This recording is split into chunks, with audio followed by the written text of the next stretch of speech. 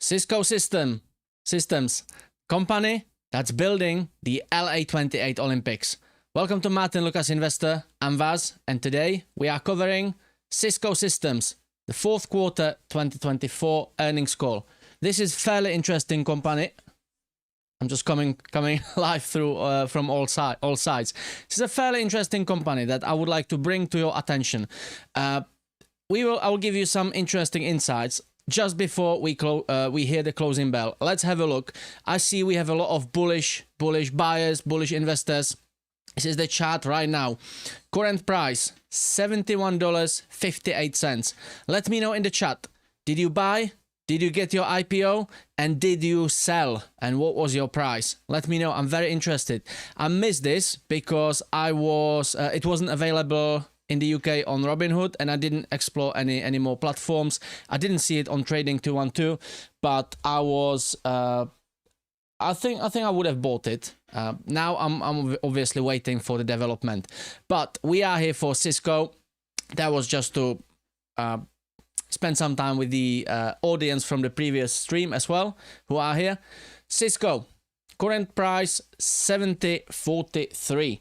We had all day, we've had slight sell-off. If I zoom out, it's been a bit up and down, but this stock is not so volatile. Long term, we have been going up. Cisco is up about 60% or 57% this morning, year over year. And this year itself, 2025, we are up 20%. I will get to the number shortly, but let me know in the chat if you bought your bullish, and if you managed to get your IPO shares, what was the price, or whether you bought it after the IPO, after the offering on the market. And also let me know if you have any Cisco shares. I could see some people, some investors in Cisco have been coming in. I bought 40 shares before the about 20 minutes ago, just on this little peak. So I'm currently negative, but it doesn't matter. Cisco, I'll give you a little teaser. Cisco historically is doing fairly well on the earnings, but let's get to that shortly. What I would like to show you, I did my quick research before the show, and I came across this interesting. I've now lost my tab. There she is. I will give you this. We are getting closing bell. I'm not. Do you wanna hear the closing bell, or shall we crack on with Cisco? Let me know in the chat, because we have 2 minutes for the closing bell, and I've got about 4-minute analysis to play to you. I need to realign my windows as well. I don't know what's going on. There we go. Right, I've got this live analysis for you. No, it's still not working out. What's going on? I've got some technical difficulties. What is going on here? Right, I think I've got it. I don't have it. Right, we will wait for the closing bell, and then we will have a look at the Cisco. I will give you some. I'll give you some fundamentals. I'll give you some interesting news and updates, and I will give you some financial review as well. I do apologize for the scene mess up. Currently, Cisco is coming to the market close with the downwards momentum. Current price 733, respectively 732. Bullish. What is bullish doing before the market close? 70.54. Interesting. We've got the S&P up in 3 hours, going up. That's a good sign. Nasdaq not directly copying the S&P, but going up as well. Today, I will explain how Cisco is related to Archer Aviation as well. If you want to have a look, Archer, we covered the earnings call on Monday. There was a massive sell-off on the earnings call, and then if I zoom out, this was the sell-off just when the numbers came out. It started falling, and in the pre-market it recovered, and then we had massive, almost 20% rally. So that was great. It continued until the pre-market today, and then today we have slight retraction. So that was Archer. The closing bell is going to ring in about few seconds. I don't have any stopwatch. I don't have any... I'm not set up for this. I'm not set up for closing bells. I was hoping Martyn would carry on for another 3 hours. No, Martyn's show was great. I was watching it through the day. I was dipping in and out. For how long had Martyn been going? Well, 13, 14 hours. It was great. It was a great stream, great show. Hope you enjoyed it. And let me know if you have any bullish, if you bought any bullish shares or not, and how did you manage to get it, for what price. We've got fairly good audience coming in. Don't forget to hit the like button. I will talk about Cisco in the very second. We have now closing bell, and what is the S&P doing? It looks like it will carry on with the momentum. Nasdaq currently still pulling a green candle. Cisco, the numbers are not out yet, so we will see. Let's see what it's going to do after the numbers are out. That will be in a few minutes. We don't have any... Yeah, we have estimate 0.977 and revenue 14.62 billion. And we are going slightly up. 754. Let's see when the numbers are out. And bullish 770. Is it going to sell off even more? Is it going to recover tomorrow? Well, let me know in the chat. So what I'm going to bring you, I will bring you some fundamentals for Cisco systems. Let me just quickly play around with this setup here, because I can't put a video to the center of the screen. And I've got really good financial analysis for you by Schwab Network. I can't get this work somehow. I don't know what's going on. Bear with me. I'm trying to set up the scene so you have it plumb in the middle of the screen, but it doesn't work somehow. So let's do it. Let's do it this way. Let's do it the numpty way. Right, let me play you this. It was quite interesting. I came across it this morning. Fairly interesting and complex analysis just this morning from Schwab Network. Is reporting earnings after the close. For a preview, very pleased to say, we'll welcome in Schwab Network's Marley Catered now to give us a little bit of a snapshot as to what the street is expecting. Good morning to you, Marley. Good morning, Sam. You know, Cisco has their earnings coming out after the close, like you just said. Expectations are high for Cisco. They've had a very strong year for the networking company. They're expected to report, this is their fiscal fourth quarter, so for Q4, expecting 97 cents a share on revenue of $14.6 billion. That would be an increase of 11% from last year's earnings and a 7% jump in revenue. Wall Street will be keeping a very close eye on growth, though, for Cisco's networking segment. That brings in the most revenue for the company and includes all of... This is the year-over-year growth. You can see 60% up. ...of its gear used in AI data centers. So analysts expecting that to post an 8% uptick in networking revenue, up to $7.34 billion from the year-ago period. Also, something they'll be listening for is any information on its Meraki cloud-managed networking solution. It secured FedRAMP authorization in Q3, so that opened the door for deeper federal market penetration. So likely some information from management on that in one way or another will be influential. Definitely looking out for an update. You can see estimate 0.97 per share, and last year we had 0.98 on the same quarter. How the stock performs. Investors will also be looking at the results to assess Cisco's trajectory for the coming months and to validate its recent stock momentum. You know, what happens could depend on what management says about the demand for equipment used in infrastructure for AI. They have strategic alliances with NVIDIA, Microsoft, G42, Saudi Arabia's Humane AI in building the... Some interesting names. I will explain what Cisco are doing shortly. Just bear with me. These AI data centers worldwide. So likely we'll hear a lot of analyst questions on the call about that, about the growth there and any new projects that are ongoing. Shares right now are up about 1%, just a little off the unchanged line, but in the positive territory right now at 71.19. So just off of their 52-week highs. They're up 57% in the past 12 months, though, which is... That was as of this morning. You can see the chart is now falling. We are at $70.05. I'm now searching if the numbers are out already. Let's see if we can see it on TradingView. Not yet. So I'm looking into it as the ladies speak. Handily outperformed the S&P 500 tech sector. They're only up about 29%. One potential risk, though, Sam, is the same risk that we talk about in most of the earnings. Tariffs, of course, the tariff impact. Enterprises could be forced to cut their budgets, or they could be forced to increase them less than they had originally planned as tariffs increase their cost, and there is still so much uncertainty there. So analysts seem to think this might make it difficult for Cisco to properly predict any of their guidance, and because of that, they may be what Evercore ISI calls prudently conservative in their guidance, just to risk having a miss. So it will be interesting to see how that plays out, what their guidance looks like, knowing it is the end of their fiscal year here, and so they'll be forecasting for the next year. Yeah, absolutely. Thank you very much, ladies. And now we can see, I just wanted to share this with you because I think it was well structured and well informative. And now we can see the chart is pulling a very long red candle, so that means we probably had a miss.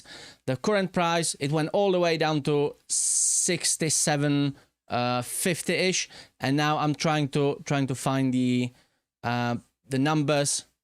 Let's see if TradingView offers. If I refresh this, is it going to do something? What am I getting? Right, do we have the numbers out? And it keeps falling. 67.30.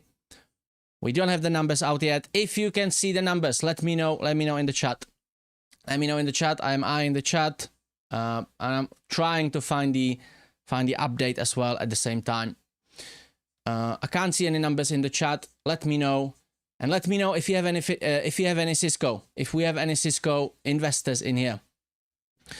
Garrett Witten says, bought a few more Cisco right before close, hoping for a pop. Well, that's a pop. What is the opposite of pop? Up. Right, let me check if I can see any numbers. And I will be with you in the very second. Cisco. Let me put this on this screen.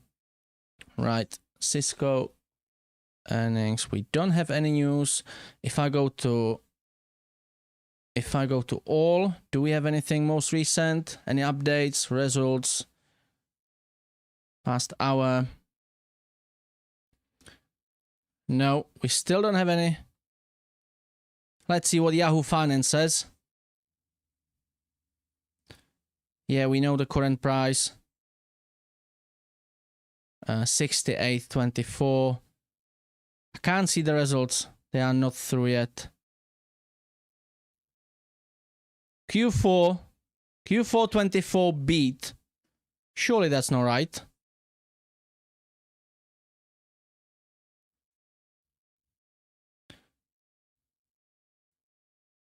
Right, I can't see any numbers anywhere. What if we try investing.com? Let me know if you know the numbers. Let me know. Opposite of pop is a womp. Okay, fair enough. Cisco systems. Right, what is the... Do we have the result? Do we have any numbers here? So the price is... Looks like we are consolidating on $68 mark. Do we have any results? Earnings. That's not what I need. Earnings. There we go. So we don't have any update yet. We've got fourth quarter revenue. All right, so the numbers are out. Revenue is beat and EPS. All right, earnings per share is 0.62. That's why. But the revenue is up $14.15 billion against forecast 14.4. Right, so that's a bit mixed result. That is a bit mixed result. Let's have a look if you have any input in the chat. Cisco system, fourth quarter gap, gross margin 65.7%. Wow, that is a number. From Market Watch, beats expectations by 0.08. Are you sure? Because I'm looking at investing.com and they have their updated.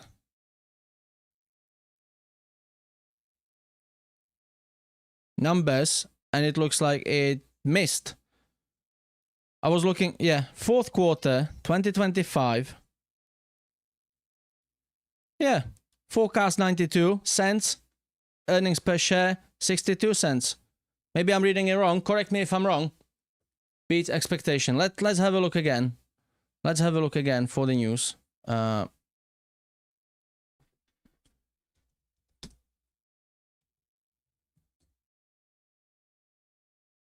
That's sweet. It usually pops out. I'm usually getting notifications. Just bear with me. Bear with me.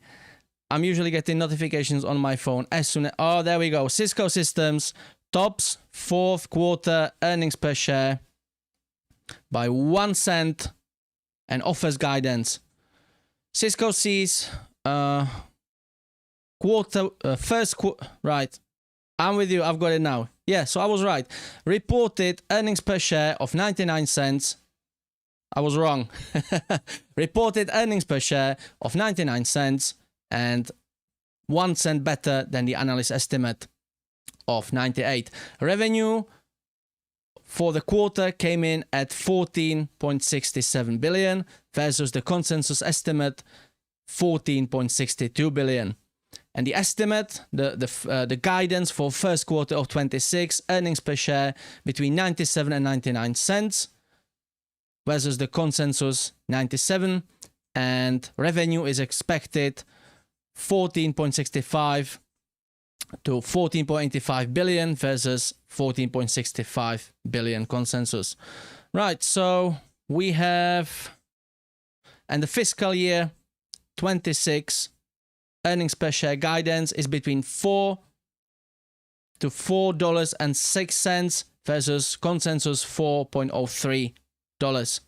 And Cisco Systems sees revenue of 58 to 60 billion for fiscal year 26 versus the consensus 58.5 million. So we had a little overreaction.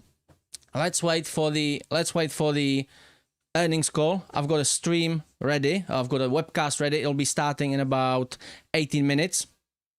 Let me just check if everything is coming through on there. If I've got access to it, if everything is online, and I will talk you through the fundamentals and I will explain what Cisco is actually doing. Right, the webcast is still not available. So, what is Cisco doing? Cisco Systems, a cornerstone of the S&P 500, so we have a big player already on the market, on the American market, is set to report fourth quarter 2025 earnings tonight. Founded in 1984 and headquartered in San Jose, the networking powerhouse is a leader in secure connectivity, AI-ready infrastructure, and smart city solutions. And I already mentioned they have connection to Archer Aviation, and you might be already hinting why that is. If you know what is the connection between Archer and Cisco, let me know in the chat. I'm pretty sure there will be at least 3 people who will figure it out. So what are their products and services? First, it's networking, Ethernet, optical and service provider infrastructure. Security, which is firewalls, threat detections, and secure networking. Collaboration, we've got WebEx meetings, calls, messaging. We have at work, we have a massive screen, which is like 80-inch screen, touch screen, massive board, and it's got multiple cameras integrated, and it's quite smart because when you have people sitting in the meeting room and somebody starts talking, it literally zooms at the person talking, and if you have like group of people to one side, it zooms and crops the image, the picture, the scene just to the people on the screen. The audio is quite smart as well. And it's just, yeah, it's probably better than using your Microsoft Teams on your laptop. So this is one of their products. Just I know myself firsthand. Then we have observability and cloud, IT monitoring, hybrid cloud management, and also smart city platforms. And this is where you can pick up the hint on Archer Aviation. Cisco Kinetic and Cisco Kinetic for Cities integrates Internet of Things, analytics, and municipal services. And we have smart city junctions, intelligent intersections for traffic, pedestrian, and multimodal transport flow. What are their partners? Enterprise and public sector and global telecom customers. What is important? Cisco is building the Los Angeles 2028 Summer Olympic Games. They are building the infrastructure. Internet of Things, network, connections, connectivity, communications, safety, network safety. That's all Cisco. And they will be building the full network and covering the whole event. So Cisco 2028 could be some interesting numbers. And the chart is slowly recovering. Let's see what the guidance and what the earnings call brings. And then we have, and also they are partner of the Team USA for the Olympics and Paralympics as well. So Cisco are one of the founding members of the Olympics, together with Delta Airlines, Autodesk, and Ecom. These four founding members are building together the infrastructure of the whole event. We also have alliances with global brands like McLaren F1, AI structure leaders, and telecom providers. So, financial snapshot. Third quarter, the previous quarter, earnings per share 0.96, beat the estimates by 4 cents. Revenue 14.15 billion, 11% year over year. Networking hardware strength and security slightly below forecast. Guidance for today, earnings per share 98 cents. We had a beat by 1 cent. Revenue 14.5 to 14.7 cents. We had a beat, slight beat as well. Financial year outlook, revenue 56.5 to 56.7 and earnings per billion, and earnings per share 377 to 379. Already surpassed 1 billion in AI infrastructure orders goal for year 2025. And market context, as I already said, stock is up 20% year to date, and we had until today, we had 60% upside year over year. And historically, Cisco rises after earnings 63% of the time, with a median move of 4.3%.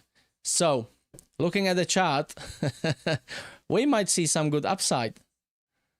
So if we close the bell at 70, so 4% would be 70, 73, $74 could be after the earnings if this keeps the historical trend.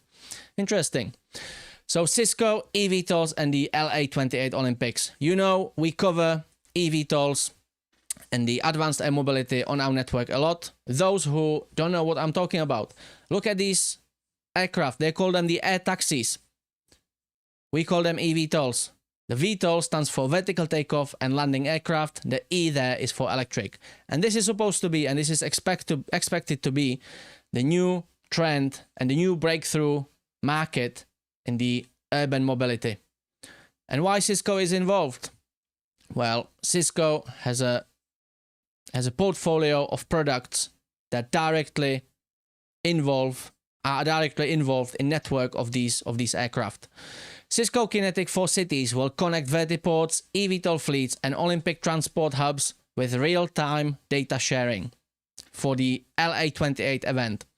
Smart city junctions will help manage mixed traffic, road vehicles, pedestrians, and air taxis around vertiports.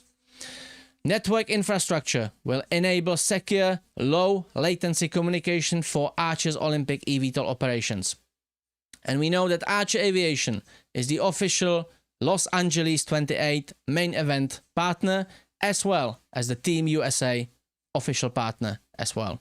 And they'll be flying whether athletes and what athletes and how many athletes, that is yet to be disclosed and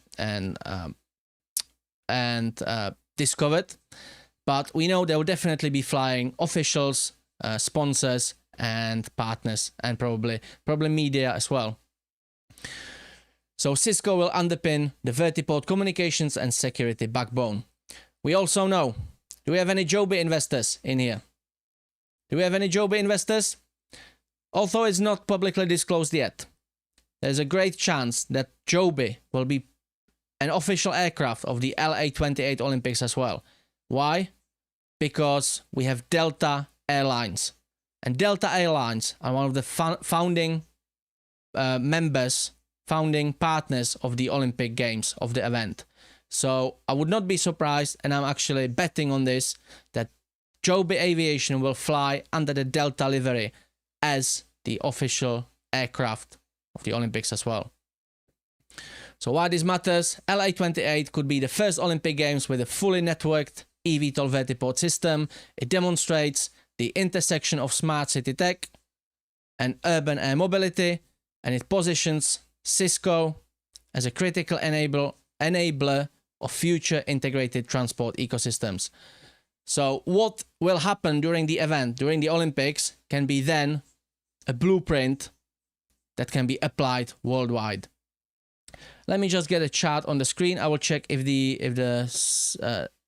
webcast is coming through or not. And we'll be looking out for the earnings call. And I think I've lost my... Oh, I've not. Right. The music is coming through. I can't play the music. I can't play the music because of copyright reasons, but I am listening to it, and I will put it on the screen and through to your speakers as soon as we start. Let me just rearrange my scene so you can all see. You can all see the screen in the scene. There we go. That's better, isn't it?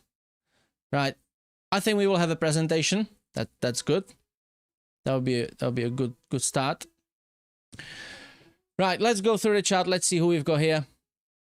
And the earnings call will be starting in about 7-8 minutes if they start on time. Anyone here buying Cisco before earnings, says Teddy AV4H. I did buy 40 shares. I'm currently down. Where am I down to? Where's my... I'm currently down. Can't see it. About 2%. Oh, it's not so bad. That's not so bad. We'll be starting soon. That was me talking to you. Undervalued PE. I didn't mention this. Price per earning is 22 compared to the market 27, 28, or it might be higher now. It is undervalued. Year over year 60%, and this year up 20%. I'm just looking up because I've got my screen with the chat just above the camera. We've got some bullish investors as well. Let's check what bullish is doing.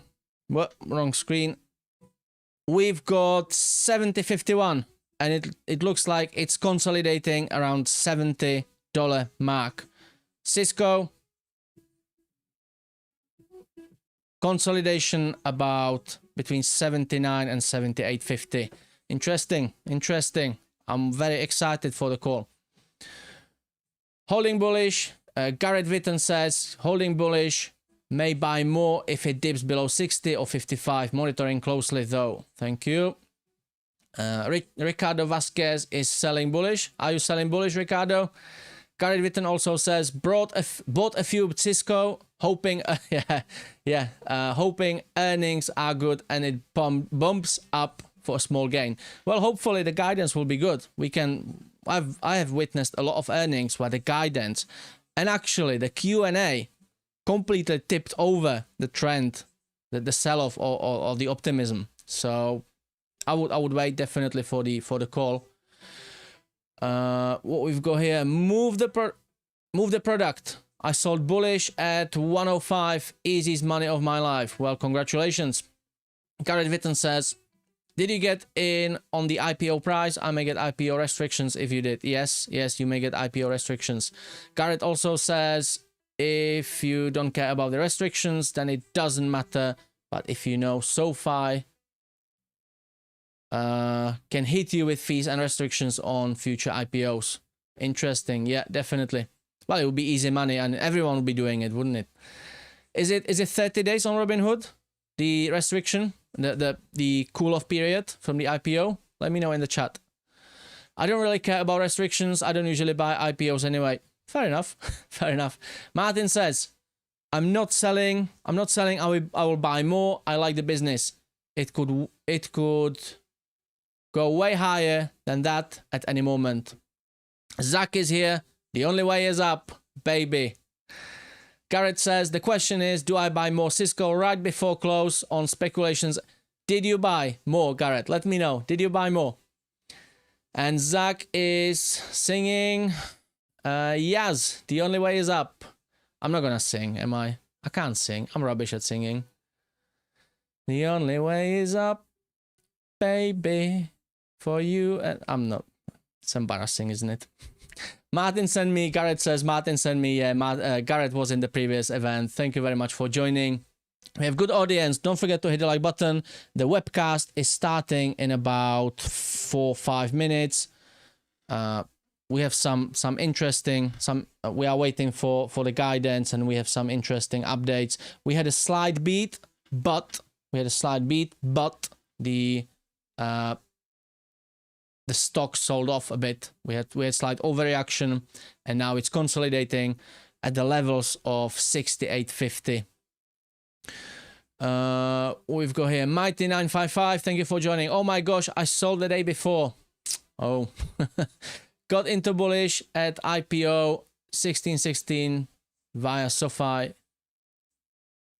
Are we getting the music now stopped? Let me check if. No, it's not. It was just a pause. Up 90%. Woo! Congratulations, Garrett. Congratulations. Bought a few more Cisco right before the close, hoping for a pop. Well, we already established it's a womp, not a pop, as you say. Post market is down. What is the crime? DJ Cisco Systems, fourth quarter cap gross margin 65.7. Okay. From Market Watch, yeah, we've seen this beat expectations by 0.01 actually. We've seen that, and that will be in the newsletter, in the presentation, and in the investors letter as well. What we've got, who else we've got here? What is the crime? DJ Cisco System expects 50% of total RPO at July 26 to be recognized as order next 12 months. Interesting. Total revenue up 8% year over year, says Garrett Witten. And lucky enough to get into Archer when it was under $5 in November. Congratulations. Are you holding or did you sell? And what is your price target? Cisco first quarter revenue forecast above estimates. Yes, thank you, Garrett. As soon as the presentation starts, I will dig out the if there's a new newsletter, investors letter. We'll have a look into the numbers. 75.1 shares of Cisco or bullish. Oggy Poggy. Oggy Poggy. I like I love that name. That's good. Vanessa is here. I ended up with 3 shares of bullish at 37. Was going to buy some more, but I didn't hit my limit buy. I canceled the limit buy as it dropped a lot. Well, still congratulations, Vanessa, because you are up, what, 100%? JJ 8ball is here. Vaz, happy Wednesday, banana head. For IPO, it's 60 days. 60 days. Wow, that is a lot, says Johnny Bravo and Hamid Rajai Guru. 2031. That's a very complex name. Is that your civil name? It's not your civil name, is it? Garrett Witten, 42. So far is 30 days, but then 120 to not have a $50 fee. Wow. Martin says, lol, I love it. I'm enjoying the show. Thank you, Martin. Martin's done so well. He went on for how long? 13, 14 hours. Then Sensei joined him. I couldn't join him, but I'm here to filling up the day and the evening. So hopefully you are enjoying the show. If you like the show, hit the like button. Don't forget to hit the like button. The more likes we have, the more this will get advertised by YouTube as well.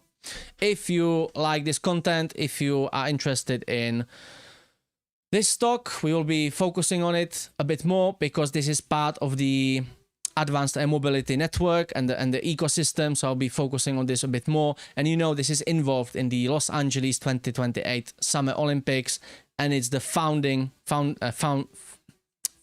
member of the event. So there could be some great uptrend closer to the Olympics.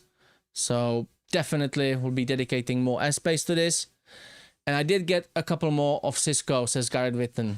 Good, congratulations. Let's see what the earnings call is bringing. Got 68, 65 at the moment. Current price. So proud, we are about to hit 96,000 subs, 1,000 in a day. Great news, great numbers on the channel. We are so close to 100,000. That's now weeks. Not even months. Does the music stop? Welcome to Cisco's fourth quarter and full year 2025 financial results conference call. At the request of Cisco, today's conference is being recorded. If you have any objections, you may disconnect. Now I would like to introduce Sami Badri, Head of Investor Relations. Sir, you may begin. Good afternoon, everyone. This is Sami Badri, Cisco's Head of Investor Relations, and I'm joined by Chuck Robbins, our Chair and CEO, and Mark Patterson, our CFO.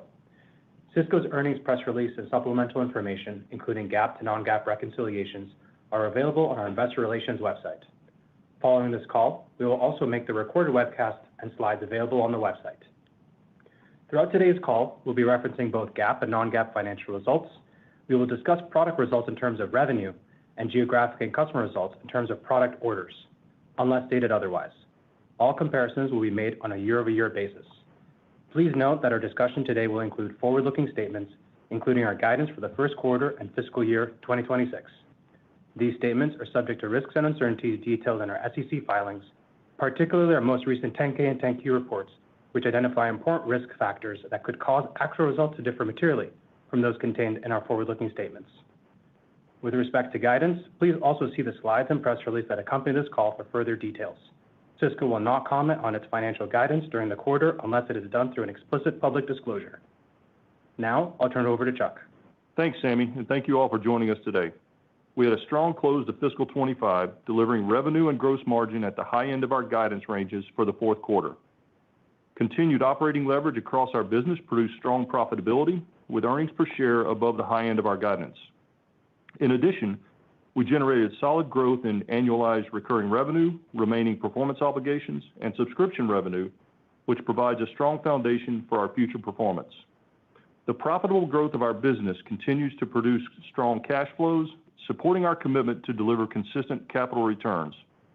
In Q4, we returned $2.9 billion in capital to our shareholders through share repurchases and dividends, bringing the total return in fiscal 25 to $12.4 billion in value, or 94% of free cash flow, surpassing the $12.1 billion Cisco returned to shareholders in fiscal 24.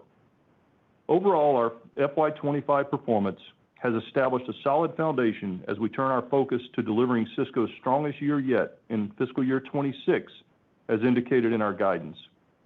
As we move into the next phase of AI, with agents autonomously conducting tasks alongside humans, the capacity requirements of the network will be compounded to accommodate both unprecedented levels of network traffic and an increasing threat landscape.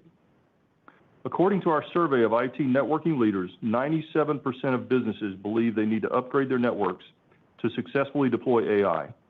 Having refreshed almost our entire product portfolio with industry-leading networking systems powered by Silicon One, AI-native security solutions, and software operating systems, Cisco is well-positioned to provide the critical infrastructure needed for the AI era. Now let me comment on the demand we saw in Q4, starting with record AI infrastructure orders received from web-scale customers. These orders exceeded $800 million in the quarter, bringing the total for fiscal year 25 to over $2 billion, more than double our original $1 billion target stated in Q4 of fiscal year 24. This demonstrates the undeniable capability and relevance of our technology for multiple back-end use cases with some of the most technologically advanced customers. Overall, total product orders in Q4 grew 7% year over year, with solid growth across all geographies despite a complex environment, demonstrating the valuable outcomes we continue to deliver for customers worldwide. Enterprise product orders were up 5% year over year in Q4. As typical for the fourth quarter, we closed several very large deals with major enterprises across different industries who are compounding the value of their investments by leveraging the full breadth of our technology platforms. We have a slide in our earnings presentation that highlights both the breadth of Cisco's reach through eight-figure or larger deals and the versatility of solutions tailored to our customers' needs. Public sector orders were down 6% year over year in Q4, compared with a very strong fourth quarter in FY24 when orders grew double digits year over year. That said, overall public sector demand grew sequentially in line with normal seasonality. Product orders from service provider and cloud customers continue to be very strong, up 49% year over year, driven by triple-digit order growth in web scale for the fourth consecutive quarter, with 4 out of the top 6 web scale customers each growing orders in the triple digits. In fact, 2 web scale customers each placed total orders of over $1 billion for networking, security, collaboration, and observability in FY25. Demand from telco and cable customers was also strong in Q4, with orders growing more than 20% year over year. Now some color on demand for our core networking and security solutions. Networking product orders grew double digits in Q4, marking the 4th consecutive quarter of double-digit growth driven by web scale infrastructure, switching, enterprise routing, industrial IoT, and servers. There is strong interest from customers in the new family of Cisco Cat9K smart switches, along with a completely refreshed lineup of highly secure routers, wireless access points, and industrial IoT devices, which are purpose-built for the AI-ready campus and branch. Our new smart switches are powered by Silicon One and deliver enhanced performance, quantum secure networking, and radically simplified cloud-native and AI-driven operations, all supporting the new realities as AI changes how we work and collaborate. The introduction of our new switches marks the beginning of a major multi-year refresh cycle opportunity for Cisco's large installed campus switching base. Orders for our industrial IoT portfolio, comprised of ruggedized Catalyst products, grew double digits for the 5th consecutive quarter, and we see solid demand signals continuing into FY26 as countries around the world are committing to U.S. domestic investments as part of their trade agreements. As more strategic infrastructure and manufacturing is brought onshore to the United States, Cisco is well positioned to help connect and protect these capital-intensive investments at scale. As I mentioned earlier, the AI infrastructure orders we received from web scale customers were once again exceptionally strong, exceeding $800 million in the quarter. As expected, the product mix of these orders was more than 2/3 in systems, with the remainder in optics. In the enterprise specifically, while still early, AI orders are ramping, and we have a growing pipeline in the hundreds of millions as these customers look to Cisco to provide simple, scalable, and secure solutions for the AI era. Our expanding partnership with NVIDIA also positions us to deliver on these new demands with completed integrations of Cisco Nexus switches with NVIDIA's Spectrum-X architecture, offering low-latency, high-speed networking for AI clusters. So some movement on the chart. The Cisco Secure AI Factory with NVIDIA provides a trusted blueprint for building secure, AI-ready data centers for enterprises, sovereign cloud providers, and newly emerging neocloud providers. We also see the opportunity with neocloud providers ramping, with several large deals in Q4 not included in the previously mentioned AI infrastructure orders. Our newly forged Middle East strategic partnerships, including Humane, G42, and Stargate UAE, are all progressing as planned, and we expect the sovereign AI opportunity to build momentum in the second half of fiscal year 26. We believe Cisco will be a core system provider for these significant AI training and inference cluster buildouts, and integral to their development and eventual hyperscaling. As we look holistically at the AI opportunity for Cisco, we frame it into 3 distinct but connected pillars. First, AI training infrastructure for web scale customers. Combinations of our Cisco 8K, Silicon One, optics, and optical systems are being deployed by the largest web scalers, and we expect demand for these technologies from neocloud providers and sovereign customers to increase in fiscal year 26. Second, AI inference and enterprise clouds. Our accelerated innovation in hardware and software, coupled with our NVIDIA partnership, is designed to simplify, accelerate, and de-risk AI infrastructure deployments for the enterprise. And third, AI network connectivity. Customers are leveraging Cisco platforms to help modernize, secure, and automate their network operations to prepare for pervasive deployment of AI agents and applications. As we move towards agentic AI and the demand for inferencing expands to the enterprise and end-user networking environments, traffic on the network will reach unprecedented levels. Network traffic will not only increase beyond the peaks of current chatbot interaction, but will remain consistently high with agents in constant interaction. We have a slide illustrating this new traffic model in our earnings presentation available on our website. As agents gain autonomous decision-making and action capabilities, security will be even more critical to ensure they operate reliably and safely. As a trusted partner for enterprises, hyperscalers, neocloud, and sovereign cloud providers alike, Cisco has the opportunity to lead this generational transition in networking and security and provide the critical infrastructure needed for the AI era. Now shifting to security. We recorded mid-single-digit growth in orders in Q4. Splunk and Cisco synergies delivered a 14% year-over-year increase in new logos for Splunk in Q4, demonstrating the benefit of our cross-selling motions and joint innovation. Our new and refreshed products, including Secure Access, XDR, Hypershield, and AI Defense, also continue to ramp and added 750 new customers collectively in the quarter. The vast majority of our new Hypershield enterprise customers are bundling with our N9300 Smart Switch, which enables them to embed security directly into the fabric of the network. We believe that agentic AI can only be secured by fusing security deep into the network, and that only Cisco can deliver this capability. Now I'd like to comment on our accelerating innovation pipeline. At Cisco Live US in June, we delivered our largest innovation payload to date, announcing over 20 new customer-centric offerings across our portfolio to help our customers build AI-ready data centers and future-proof their workplaces with a foundational layer of digital resilience.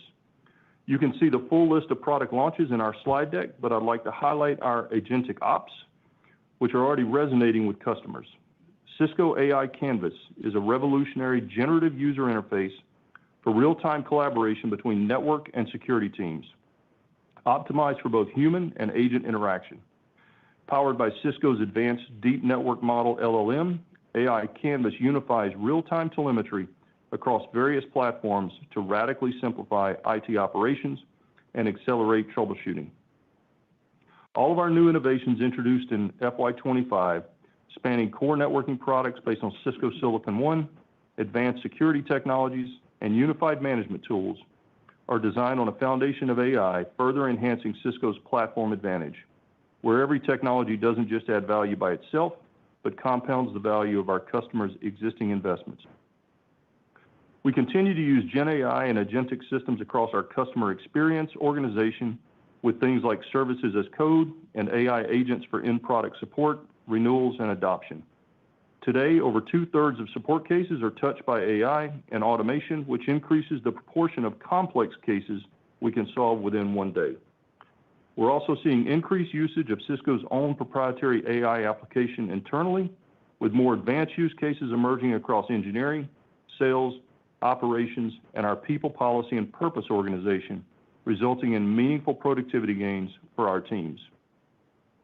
To summarize, we are seeing clear demand for our technology across customer markets, in addition to expanded opportunities as we move towards agentic AI. We are innovating faster than ever before, making AI foundational in our designs, fusing security deep into our networking products, and providing operational simplicity for our customers. And our strong performance is fueling our capital allocation model, returning significant value to our shareholders while positioning our business for success in fiscal 26. Before I close, I'd like to once again thank Scott Herren for his leadership and partnership over the last 5 years. Scott has been instrumental in driving our transition to more software and recurring revenue, which has driven greater predictability for our business and increased shareholder value. We wish you all the best in your retirement. I'd also like to take a moment to thank our teams for their hard work to close out the year, for executing with urgency as one Cisco, and most importantly, for their unfailing focus on delivering valuable outcomes for our customers. Now I'll turn it over to Mark for more detail on the quarter and our outlook. Thanks, Chuck. We delivered a strong quarter. I just bought with 40 revenue more and shares. non-GAAP gross margin and I like operating it. margin at the high end of our guidance range, and earnings per share above the high end of our guidance, coupled with solid operating cash flow. For the quarter, total revenue was $14.7 billion, up 8% year over year. Non-GAAP net income was $4 billion, up 12%. And non-GAAP earnings per share was 99 cents, up 14%, demonstrating good operating leverage with EPS growth outpacing revenue growth. Before we dive into the details, it's worth reiterating as a reminder that we had a full 13-week contribution from Splunk in Q4 FY24 last year.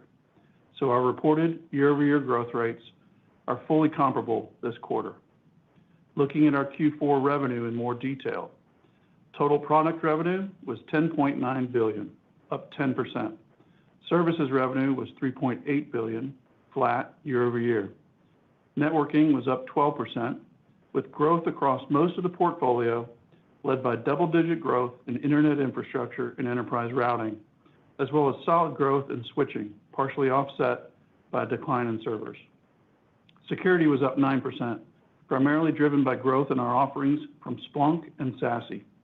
Collaboration was up 2%, driven by solid growth in devices. Observability was up 4%, led by strong growth in Splunk and Thousand Eyes. Looking at our recurring metrics, total RPO was $43.5 billion, up 6%. Product RPO grew 8%, and total short-term RPO was $21.7 billion, up 4%. Total ARR ended the quarter at $31.1 billion, an increase of 5%, with product ARR growth of 8%. Total subscription revenue increased 3% to $7.9 billion and represents 54% of Cisco's total revenue. Total software revenue was up 5% at $5.6 billion, with software subscription revenue also up 5%.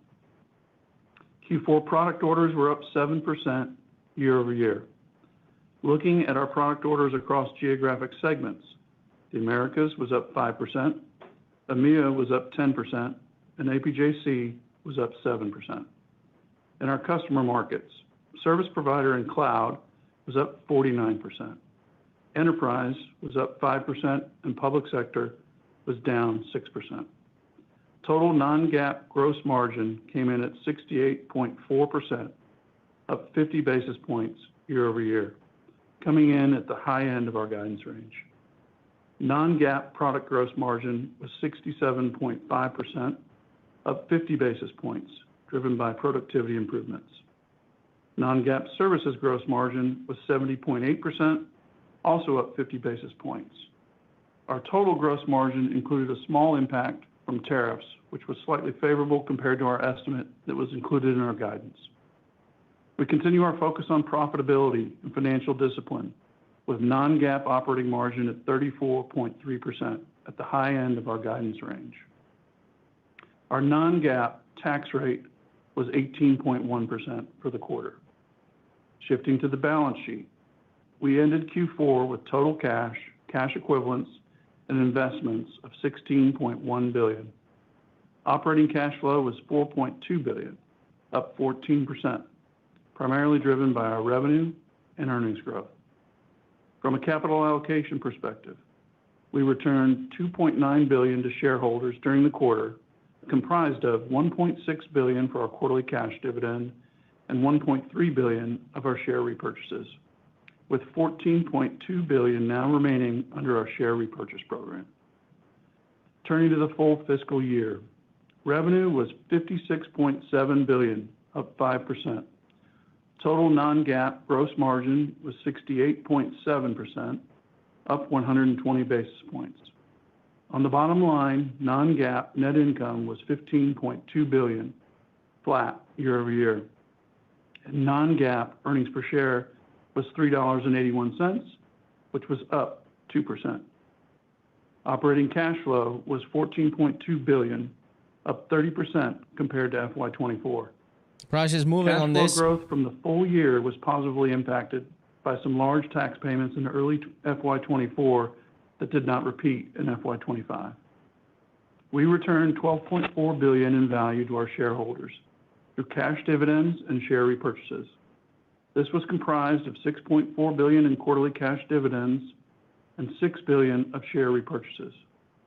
We increased our dividend for the 14th consecutive year in FY25, reinforcing our confidence in the strength and stability of our ongoing cash flows.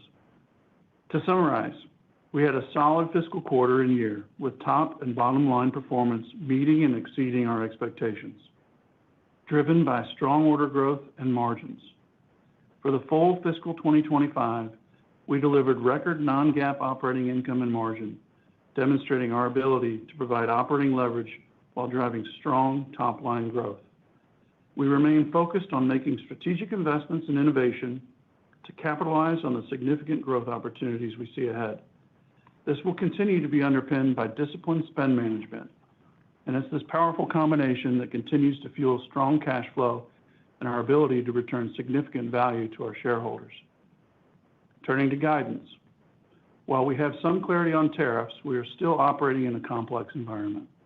Our Q1 and fiscal year 2026 guide assumes current tariffs and exemptions remain in place through the end of fiscal 2026. These include the following: China at 30%, partially offset by an exemption for semiconductors and certain electronic components.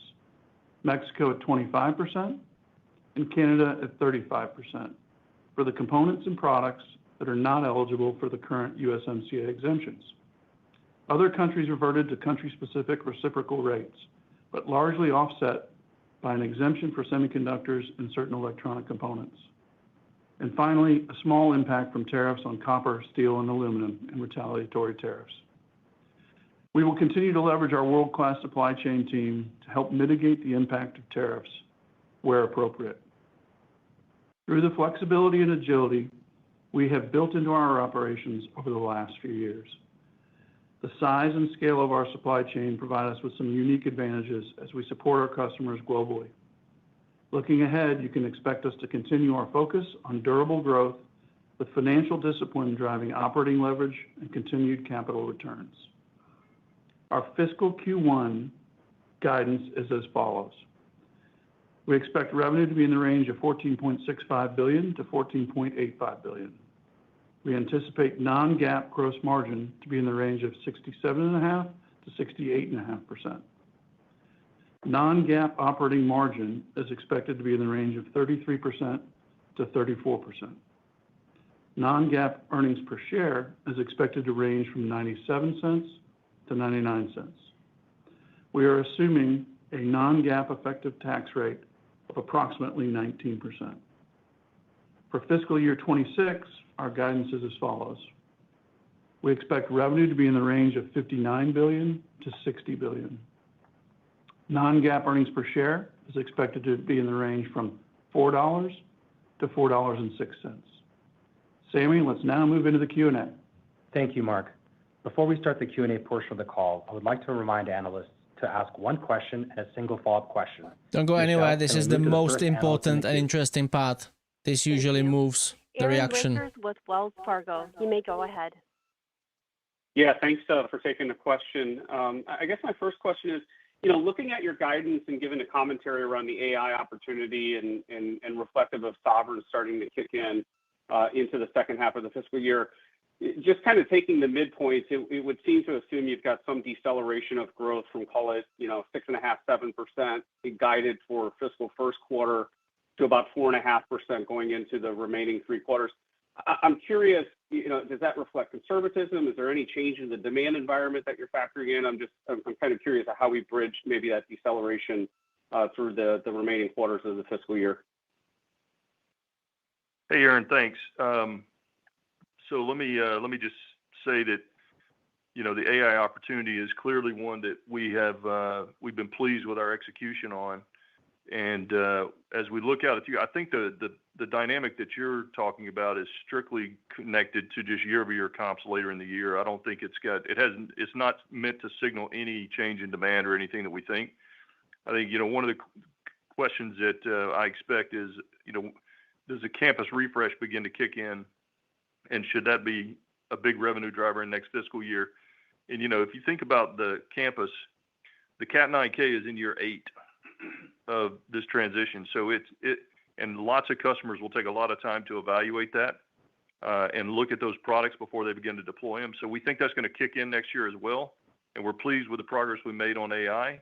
But I think the annual progression is really related to comps. Mark, you have anything to add? No, I think that's right, Chuck. You have to think back as well. And prior year, other than Q4, that's the first quarter that really was apples to apples in terms of having Splunk in the prior year. So some of the growth rates, before Q4 were obviously higher than they would be otherwise. Thank you, Aaron. Michelle, we can move to the next analyst. Meta Marshall with Morgan Stanley. You may go ahead. Great.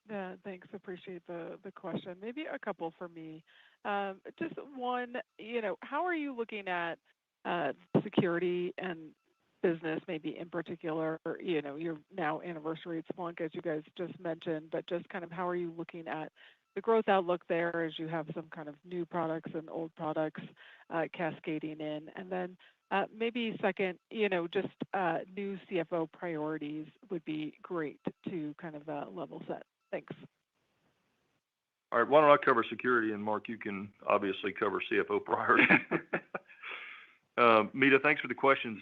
I would say that I am more optimistic about security coming out of last quarter, and I'll tell you why. Last quarter, I explained to all of you that we really have two sets of products. We have the set that is new and refreshed, and that's the SASE, XDR, Hypershield, AI Defense, as well as our refreshed firewall portfolio. And then we have the area of older products that are not huge investment areas for us right now, are kind of the long tail of the life cycle.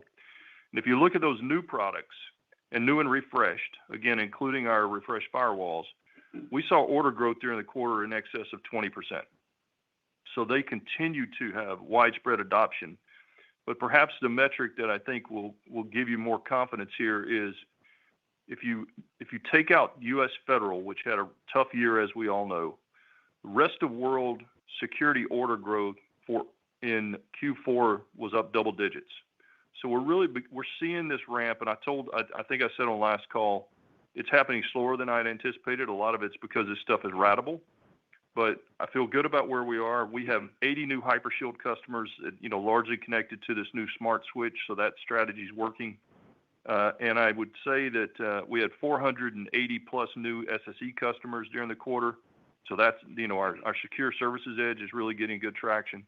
And what I would say is, based on how we see this stuff evolving, I would see the growth rate continuing to improve as we get through the fiscal year this year. So that's the story on security. Mark, you want to take the second question? Sure. Thanks, Meta, for your question. First off, I just want to thank Scott. Been certainly a good partner for many years, and for the work that he's done with Cisco, and in particular, I think helping us make that transition to software and subscription. I've been with the company now 25 years in a variety of roles and responsibilities. And slowly recovering. I've got some news. Bitcoin is about to hit all-time high. The all-time high. In the web scale space, now in the nascent but growing enterprise AI opportunity, obviously neo clouds and the sovereign AI build out happening. Also, you look to cybersecurity and how we've improved our hand there with Splunk. And then the campus refresh that we've got ahead of us, which will be multi-year. I think we've got great opportunity, and what I really want to do is make sure that we're funded for success. And we're looking at those opportunities for what do we need to do to be successful. I also think in terms of expectations of me, you can expect that I will be focused on durable, profitable growth, obviously, financial discipline and transparency, and really just returning value to the shareholders. Thanks. Thanks. I want to add one more thing, Meta, on the security front that I failed to mention. Another positive thing that happened during the quarter, we've had 2 consecutive quarters now relative to Splunk. If you recall, one of the big things that we thought we could do is bring them new customers by cross-selling Splunk into customers they had not been in. And in Q3 and Q4, we had over 300 new logos for Splunk, new customers that bought Splunk for the first time. So that strategy seems to be working. The teams are doing a really good job there, which is another reason I have confidence in the security strategy this year. Mita, thank you for the question. Michelle, we can move to the next analyst. Thank you. Simon Leopold with Raymond James. You may go ahead. Thank you very much for taking the question. First one, I wanted to ask about this idea of pull forwards. I appreciate customers may not communicate their rationale and reasons for placing particular orders, but I'm concerned that particularly in the federal vertical with potential budget cuts and enterprises worried about the implications from tariffs may have accelerated some of the orders, therefore pulling them from the later quarters. And then as my follow-up, I'm wondering if you could talk about your expectations over the longer term for the composition of the AI business. We've got the 2/3, 1/3 split between systems and optics, and I'm wondering how you expect that to trend, or is this an expected steady state? Thank you. Thanks, Simon. I'll make a couple of comments on the pull forward. Bitcoin is about 0.2% from the all-time high. We're pretty confident that hasn't happened at scale. We've looked at, there's lots of metrics that we look at here, and I talk to customers constantly. We talk to our field teams constantly, and I haven't heard one instance in the last 6 months of a single customer who said, I'm going to order this now before price increases occur. Not that we're increasing prices. We haven't announced anything like that, but I'm just saying that's the theory that you're putting forward. So I'm not suggesting that it hasn't happened somewhere, but I think I would have heard it if it was pervasive. Mark? Yeah, just to add maybe a few data points, certainly we talk to many channel partners. Also look at our typical linearity from month 1, 2, 3, et cetera. That all looked good. We have, on many of our products, we actually have software that gets activated once it's shipped. So one of the things we look at is really that time from shipment to activation and to see if that is stretched out at all. It did not as well. We also look at ship dates, requested from customers. And if those are sliding, then that might be an indication that they don't really want the gear yet, but they wanted to get an order in early. Didn't see any issue there either. And then really, of course, we looked at pipeline pull forwards and nothing unusual there either. So we're pretty confident that we haven't seen any indication of any pull forwards. Thanks. And Simon, on your second question, the AI business composition, specifically in the back-end networks today of the cloud providers, I don't see anything that would indicate a massive shift there. Based on the conversations we're having with them, I haven't heard anything that would lead me to believe that shift changes meaningfully. Thank you, Simon. Michelle, we can move to the next analyst. Thank you. Samik Chatterjee with JP Morgan. You may go ahead, sir. Yep, great. Thank you for taking my question. Maybe, Chuck, if I can sort of ask you more on the networking cycle here, particularly that there was a period of time that you went through a digestion with customers, and then you started to see the recovery in the networking cycle. There's been 2 quarters of solid growth on that front. As you think about next year or fiscal 26, how do you sort of see that growth sustaining, particularly if we sort of put aside the new upgrades in relation to Cat 9K upgrades that you're looking at? Like, where are customers in terms of their intent to upgrade legacy infrastructure? And basically what I'm trying to get to is at the Investor Day, you had talked about 2 to 5% being the range of networking through the medium term. And where do you think you land on that front in fiscal 26? Thank you. Thanks, Samik. I think that, if you step back, there's 2 things going on. There's this there's AI revolution that we can talk about, and then there's the refresh opportunity. And if you think about the AI revolution, what we are seeing, and we've seen this with transitions over the last decade or so, that we tend to see these things begin first in the cloud providers, which we're clearly seeing the AI play in the cloud providers. Then we see it shift into the enterprise, we see it shift from the back end, in this case, from the back end to the front end. We believe that will occur as enterprises start using more of these services.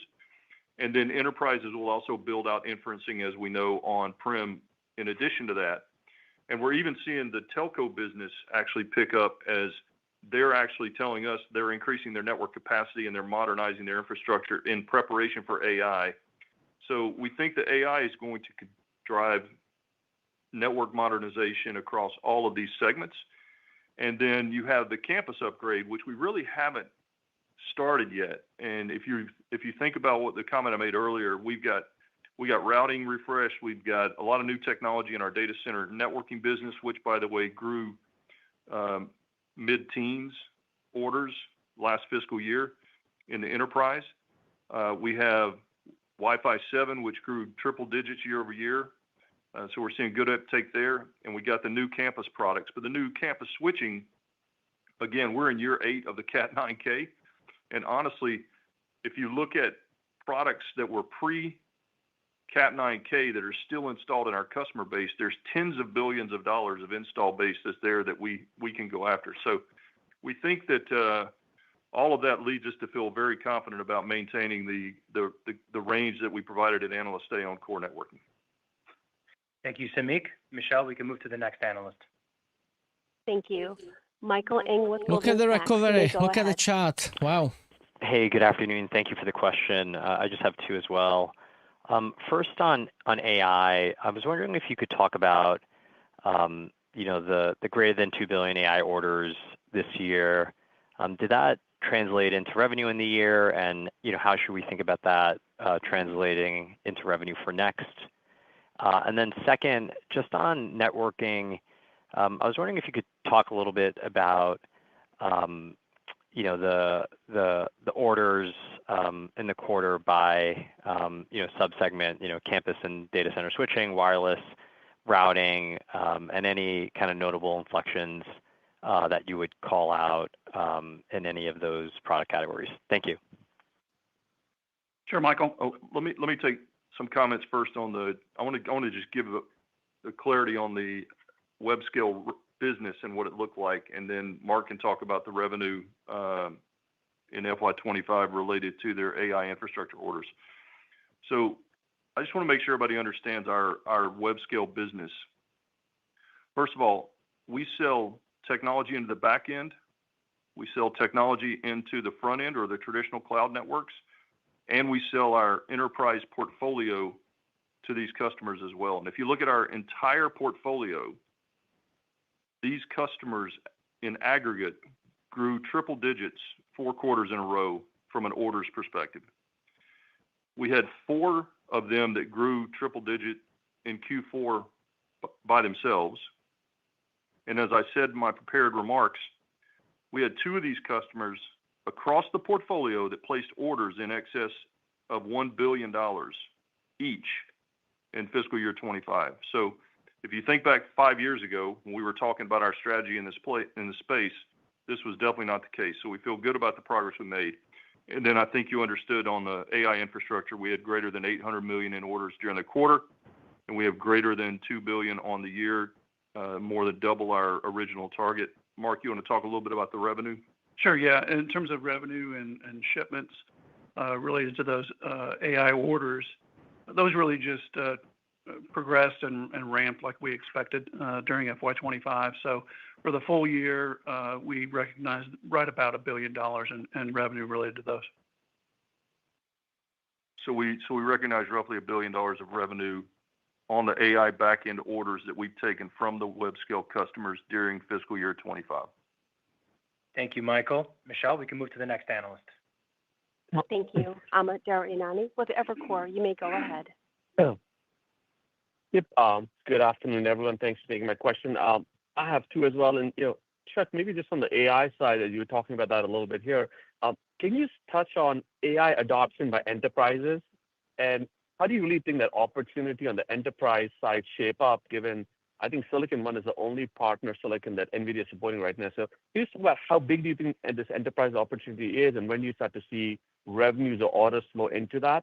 And then my follow-up, maybe just continuing on to the prior answer you folks had, how much revenue contribution are you embedding in fiscal 26 from AI, given the $2 billion order that you had this year?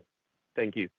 Look at the run. Look at the recovery. Yeah, Amit, Did you buy question. below $70 so or not? On the enterprise side, what Well, we saw orders, and these are orders that are really sort of networking and AI GPU related. I think in our remarks we talked about earlier that they're about half and half, and we saw a few $100 million that moved through, and we have hundreds of millions in the pipeline right now for enterprise. I'd say that there's a lot of pilots going. There's a lot of work going on with customers who are piloting different applications in retail environments, et cetera.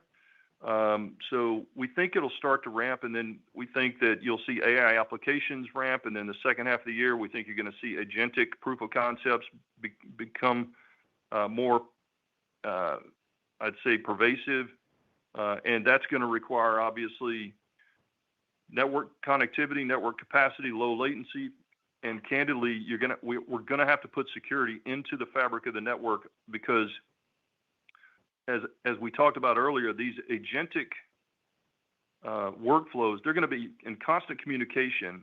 Whether you think about general agents or you think about robotics, the importance of the low latency connectivity is going to be huge, and the security is going to be huge. And the only way to do both of those is to fuse security into the core of the network. So that's our plan. That's why we're working so hard on what we're working on. In the NVIDIA space, I'd say a lot of the developments going on, I would just say I don't believe we've seen the meaningful benefit of that partnership yet. And we've got some good development that's been completed. We got a lot of milestones that are going to be done in the next few months. And we think that as the enterprise really begins to ramp up, that partnership and our portfolio, we think will be in good shape to help them out. On the revenue contribution from fiscal year 26 relative to AI, I would just say that we don't really guide by specific parts of the technology. But given that we had $1 billion in FY25, you can probably extrapolate out what you think we'll do in 26 because we got the backlog and we'll have the new orders that we take down during the year. Thank you, Amit. Michelle, can we move to the next analyst? There'll be Bitcoin Live special just after the show. Bitcoin is about to hit the all-time high. Yes, hi guys. There'll be Bitcoin Live special just after the show. Don't go anywhere. I'll ask them both together. Service revenues, kind of 25% of revenues, flat this quarter. And if you look at the trend line over the last 5 quarters, the growth decelerated from 6.5% to 5.5% to 2.5%, now 0. What are the trends in service revenues and what should we expect going forward? That's question number 1. And question number 2 is the networking growth. It's driven by spending spending and investments by cloud.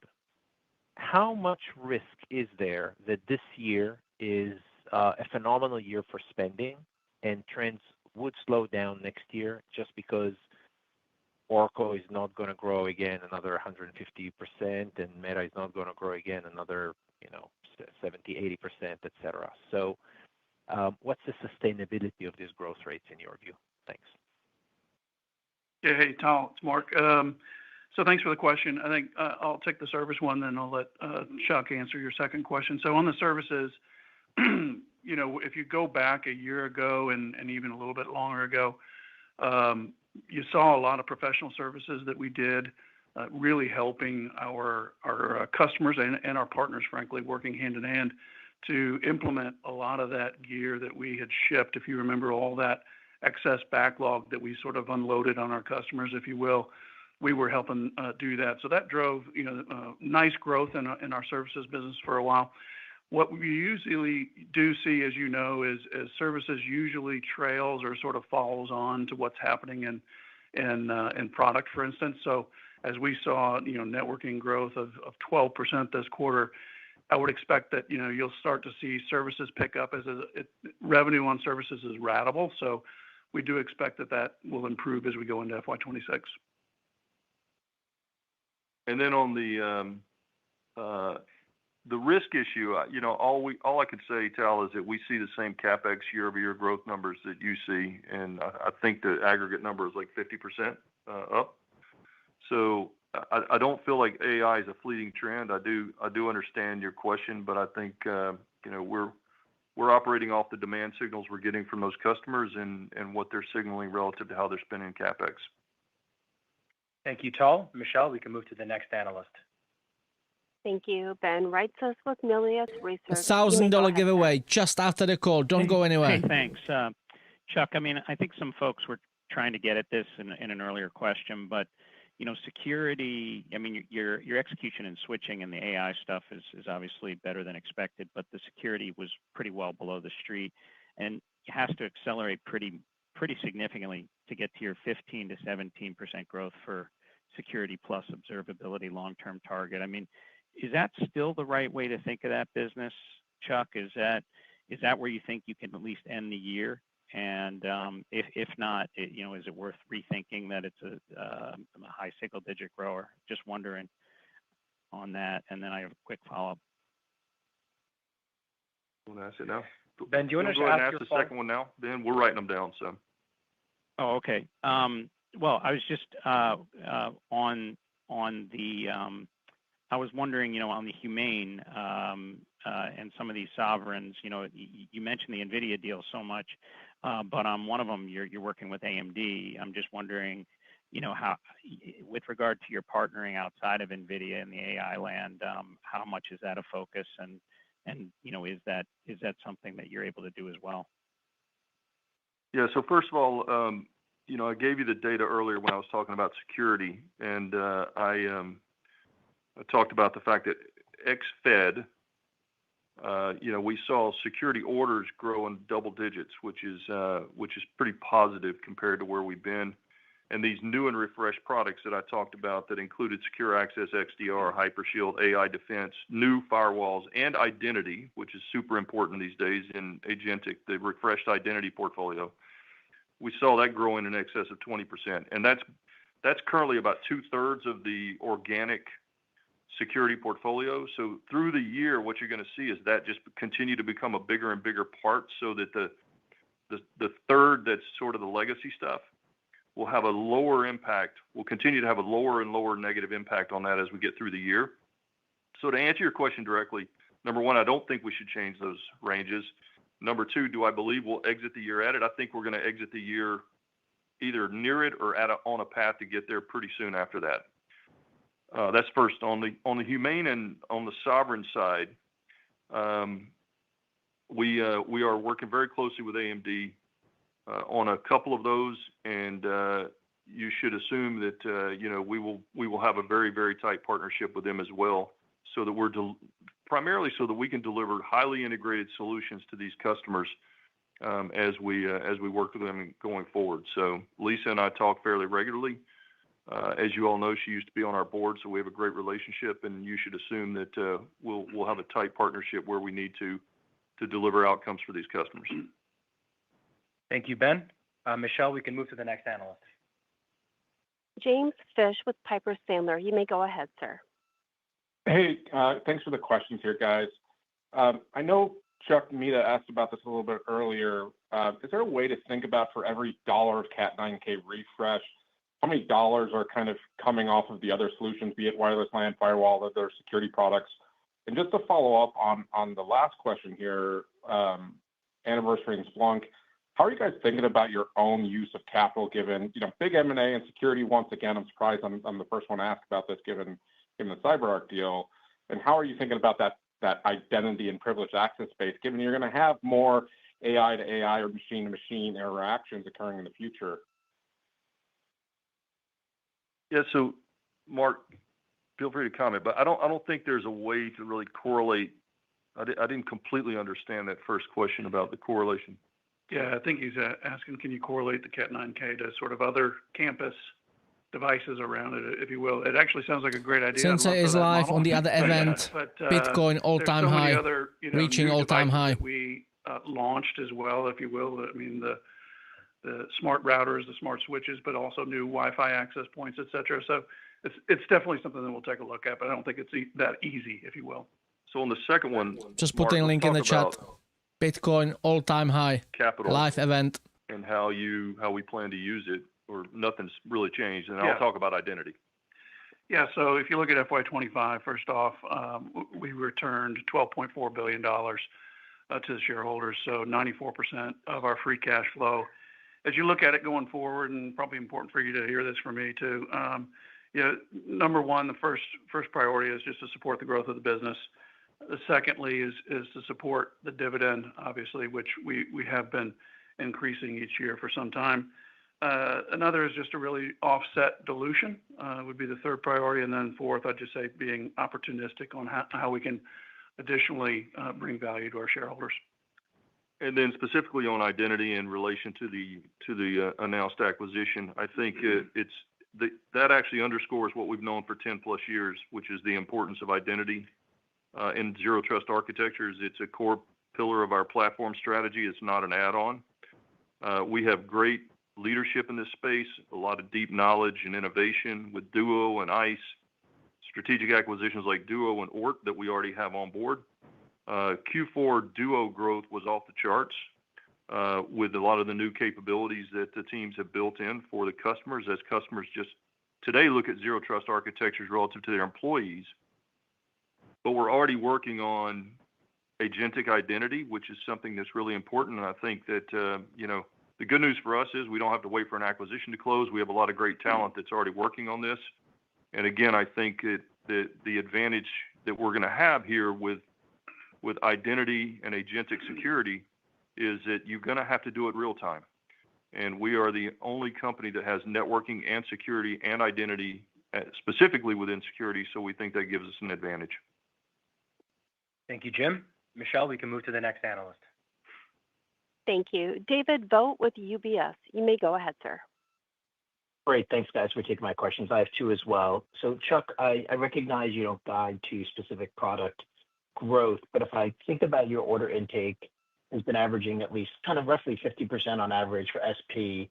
And if I use that as a proxy in fiscal 26, it looks like, AI could add, about 2 points of revenue growth to sort of the networking business in 26. And is that kind of the right way to frame it? And the rest is really the recovery or maybe the refresh cycle in campus and strength in enterprise. And then, Mark, my second question for you is I appreciate all the detail on the tariff impact. Appreciate that in the slide. But can you help us frame, from a gross margin impact, is it a 50 basis point headwind in your guide for fiscal 26 based on where current tariff rates are and how you're thinking about it for the full year? Thanks. Let me answer the first one, and then Mark can talk about tariffs. I mean, I think you're generally in the ballpark. I think. I don't know specifically how many points, but we do expect both sides to be contributing pretty meaningfully. I think we did an analysis of our overarching growth in Q4, and I think that even if you normalized out web, it made a 1 point differential. I think so. I think you're close. Yeah, as far as tariffs, they were really a small impact in Q4 as well as for FY25. And rather than sizing the dollar amount, what I really wanted to do was give you the assumptions that underpin the guide and really reinforce that the components that are part of that. Certainly, China at 30% with the continuing offset by the exemption for the semiconductors and certain electronic components. Mexico at 25%, Canada at 35%, and those are only for the components that do not qualify under USMCA. And then other countries going back to their reciprocal rates that are largely offset by those exemptions for semiconductors and electronic components, plus some small, tariffs related to steel, aluminum, and copper. So really just wanted to make sure you knew the exact assumptions that are into the guide. Yeah, but it's very difficult to include anything that hasn't been announced yet because it's such a dynamic environment. Thank you, David. Michelle, we can move to the next analyst. Thank you. Karl Ackerman with BNP Paribas. You may go ahead, sir. Yes, thank you. Two for me as well, and I'll ask them at the same time. Within your fiscal 26 outlook, I was hoping you could rank order the segments that give you the most conviction in hitting the target that you laid out. Second, Chuck, you indicated that Silicon One should grow as a portion of your Nexus smart switches over time, and I was hoping you could discuss whether Silicon One can represent half of your switch ASICs in the next 3 years. Thank you. That's a great question. So if I rank order the segments, I'd say I still remain very optimistic on SP. Probably secondly enterprise, and probably third public sector.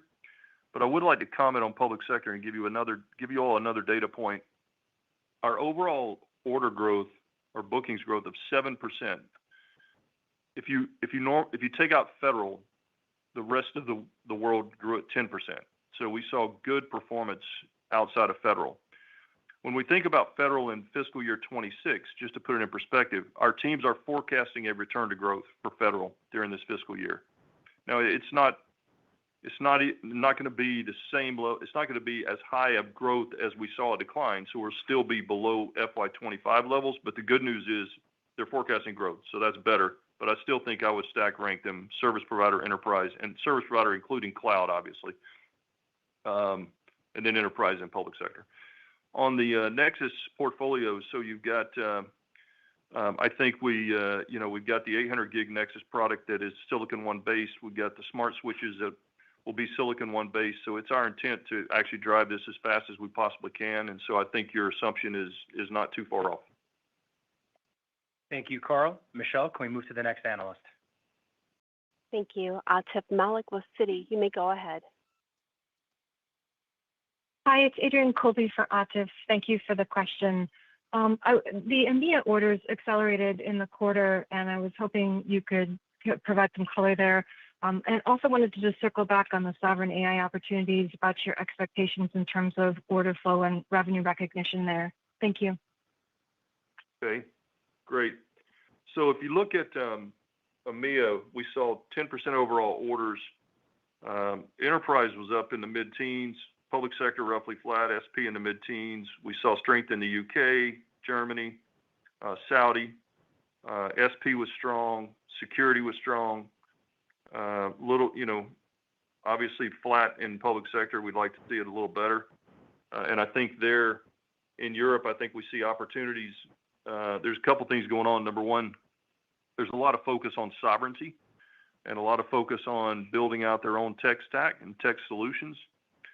In many cases, they're very keen on having on-prem solutions, like think on-prem Splunk or on-prem WebEx from a sovereignty and geopolitical perspective. That's just where they're going. So we think the opportunity there and the defense spending and everything else, we think that will continue to be a good opportunity for us in Europe.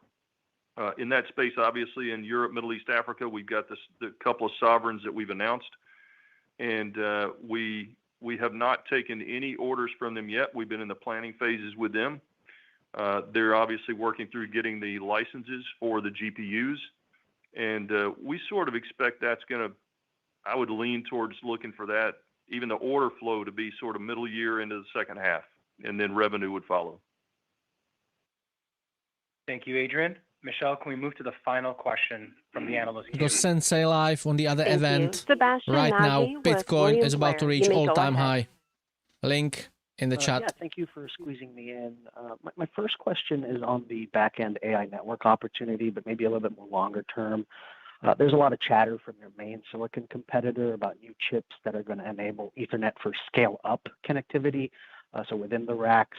I wanted just to ask what your expectations are for Ethernet and scale-up going forward, and if we should expect new Silicon One announcements tailored to that opportunity. And then my second question is just on the campus network. You announced the integration of Meraki and Catalyst platforms at Cisco Live, and I think the reactions have been generally pretty positive. But I'm wondering if you expect this to shift behavior in hardware purchases at all.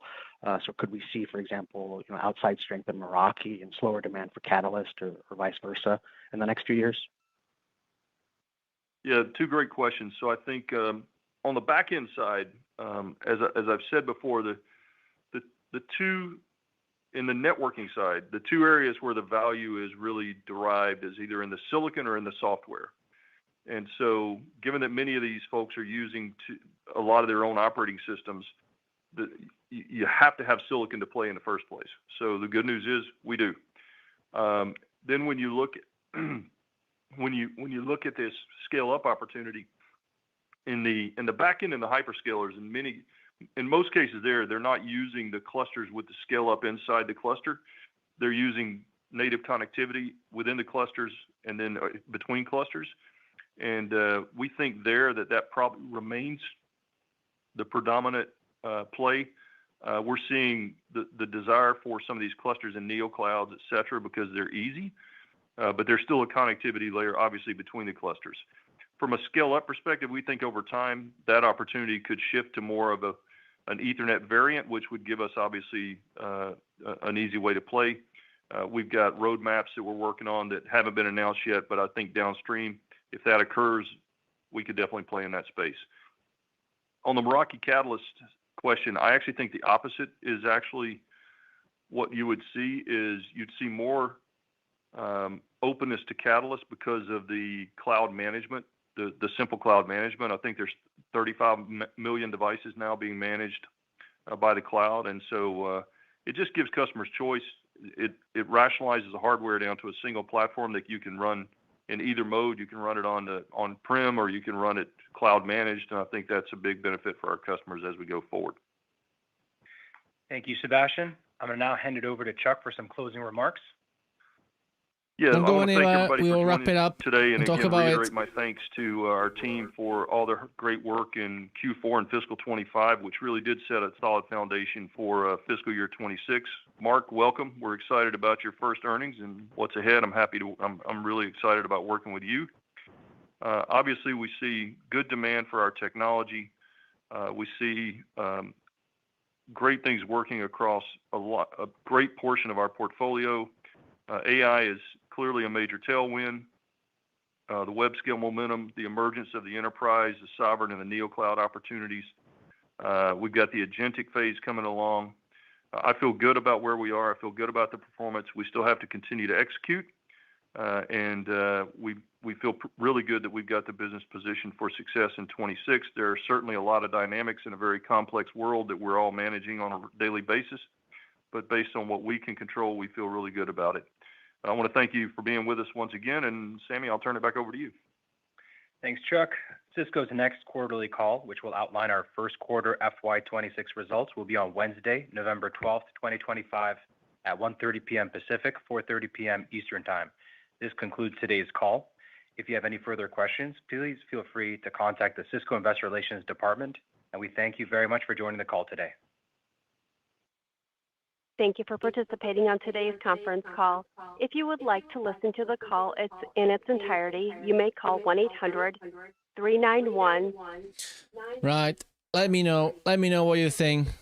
What do you think of the earnings call? I think it was a very solid earnings call, and it just marks the trend and the delivery of Cisco in the past quarters and the uptrend. I would not be surprised.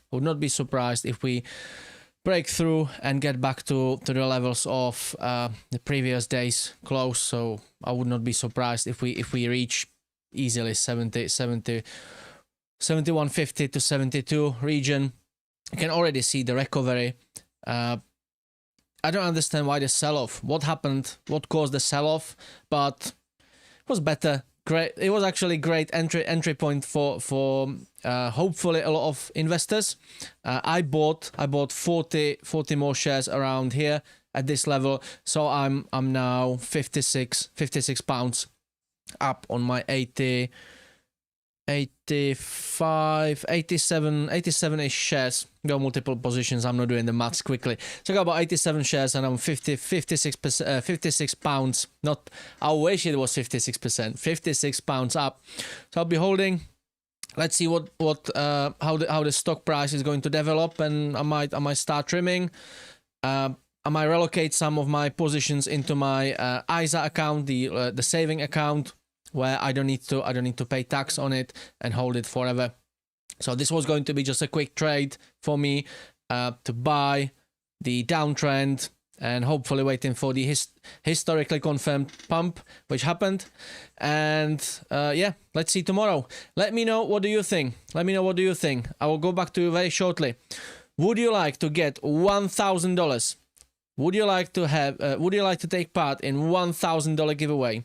Let me know in the chat. Put yes in the chat. And in the meantime, I would like to show you something. And you will see some reflection on today's earnings call as well. And I will actually ask Sensei if he can do chart analysis. A lot of you know who Sensei is. He is our crypto expert, but he also is an expert in charts, and he gives multiple analysis a day on his morning show. He's got every morning before the market open, or before the market open bell, 2 hours before the market open. He's doing live show, and he will be doing Cisco tomorrow, and he will tell you what is the resistance level, what is the support level. He will give you not the financial advice, but he will give you some guidance for perhaps your trades, or if you want to enter. If you liked what you heard, he will give you some updates on this and give you some insights. What will be your best entry point? What you can see here is our very own newsletter. Let me just put a link in the chat. This is our very own newsletter. Basically, we don't take other people's articles and we don't show them on the screen and read them out on the show as other channels. We have our own source of news. This is it. Here. The link is in the chat. And then you'll be getting one. There's a 7-day trial. And now let me give you all the benefits. You will get one every morning, 2 hours before the market open. What is in the newsletter? As you can see on the screen, 5 things you need to know. So 5 things to look out for the day. It's like your daily forecast for the market. It's like if you buy a newspaper on your way to work and you read through it. So it's your weather forecast for the market. 5 things to know. Chart of the day, big story, deep dives, analysis, you name it, videos, links. You will get this one every trading day. There is a 7-day trial, so definitely check it out. You can start as early as tomorrow morning getting one. Look, you've got updates on certain stocks, on Bitcoin, crypto. Look, UK and Europe stock climb, global equities hit fresh records. Always things to look out for. These are very thorough. There's a lot of information. The analysis by Sensei and deep dives, they are almost bottomless. Also, if you like my show and if you are interested in the advanced air mobility, eVTOLs, and also Cisco as well, which will be part of this and will be part of the Los Angeles Olympic Games. And I'm actually doing a special about Los Angeles 28 Olympic Games this Saturday on my live show. So you are getting one for Saturday for my Saturday live show. As you can see here on the screen, I do one weekly, and sometimes we do special. If it's like we had Archer Aviation's earnings special together with Vertical Aerospace, so there were some insights and forecast and preview of the actual event. But I'm doing one for Saturday, and I'll be talking about the Summer Olympics LA28, and you will get one before my show. And on my show, which is dedicated to eVTOLs, advanced air mobility and aerospace, I will also mention Cisco and what their role in the whole organism of the Olympics, of the event is. So definitely you don't want to miss this out. The link is in the chat below. 7-day free trial. Go for it. You have nothing to lose. Just subscribe, and after 7 days, if you don't like it, chuck it away. And also, $1,000 giveaway. The main highlight of the evening. $1,000 giveaway in XRP, because we are very close to reach 100,000 subscribers, the silver YouTube plaque. We are less than 4,000 away as of today. I'll give you another link. It's martynlucas.com. Well, it's martynlucas.com/giveaway. If you enter this giveaway, there are multiple ways how to enter the giveaway. Basically, you enter the giveaway, register, and there are certain ways how you can claim your tickets. So if you want to claim your tickets, there are multiple ways. I can't click on it because I don't want to be taking the part. I don't want to be diluting your opportunities to win. But I know there's some audience from X. I could see some names that are coming from X in the chat. So follow me, eVTOLhub. Follow Martyn Lucas Investor on X. That's already 100 tickets per action. So if you enter the giveaway, if you register, and if you follow me, if you follow Martyn, you already have 100 tickets for each. Then there are certain daily, you get your daily tickets. There are reposts on X. There are lucky numbers, and on certain shows, Martyn gives you or me or Sensei, we give you lucky numbers. So you add these 3 numbers, we give you one at the beginning, in the middle, and at the end.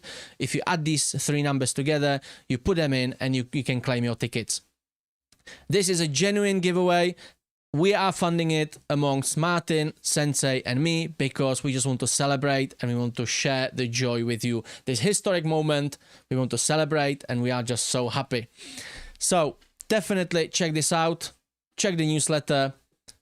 What is the stock price doing? 70.62. So we are literally at the market close levels. Could be a nice trade. I should have really sold here, but I'm waiting till tomorrow. Sensei is now running in the parallel event.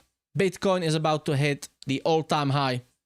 Sensei is now talking about Bitcoin. So if you stay where you are, the stream will take you right to the other event. We have new feature.